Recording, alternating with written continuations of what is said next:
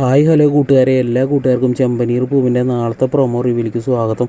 സച്ചിയാണെങ്കിൽ ആൻ്റണിയുടെ ആളുകളെ തല്ലി തമ്പൂറാക്കിയിട്ട് 500 മാല അടങ്ങിയിട്ടുള്ള ആ ഒരു പെട്ടി ഓട്ടർഷയായിട്ട് ആ കല്യാണം നടക്കുന്ന ആ ഒരു പാർട്ടി ഓഫീസിൻ്റെ അവിടേക്ക് വന്നിരിക്കുകയാണ്.